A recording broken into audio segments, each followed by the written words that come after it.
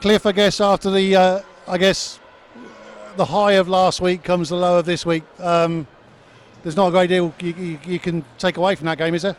I don't think it's a 6-2 game, to be honest. I think we played well in the first period and we were unlucky to be 1-0 down. You know, credit to Romford's goalie, he was just stopping everything we threw at him.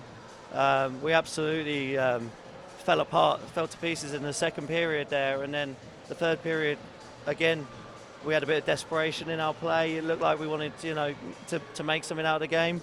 Obviously, they got one on the power play there in the third, but you know, we were the better team again. But you know, that second period has cost us the game, obviously. But you know, across the board for 60 minutes, we didn't deserve to win the game. We didn't probably deserve to lose it 6-2 either. But you know, it's a 60-minute game. You can't play for 20, take 20 off, and then start playing again. That's just never going to work out in this league. You got a tough old road trip up the road to Telford tomorrow. What do you say to the guys before that game? Well, we need to be better than we were tonight, that's for sure. You know, Telford are a good team. I don't know how they got on tonight, but you know, they've had some injuries quite similar to us, and they've kept on winning. You know, so we've got to refocus, pull ourselves together, and be ready to play for a hard 60 tomorrow.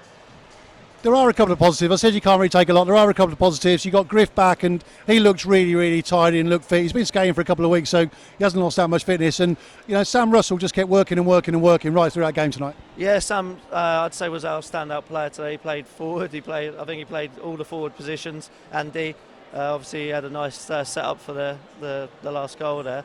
But yeah, he's been good week after week. You know, he's a 19-year-old boy. He makes mistakes from time to time, but his positive contributions far outweigh his, you know, the mistakes that he does make every now and then.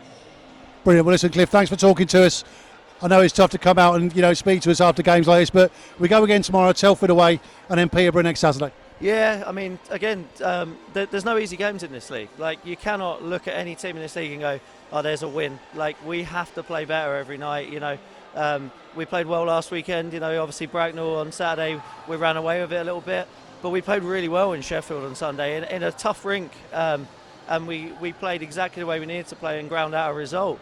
But we have to find a level of consistency. We can't just do it sometimes. It has to be an every-time thing. Brilliant. Well, listen, thanks very much for talking to us. Catch up with you soon. Cheers, Chris. Sean, you had a disappointing weekend last weekend, but that tonight was exactly how you bounced back after a weekend like that. All week we had a long meeting on Thursday.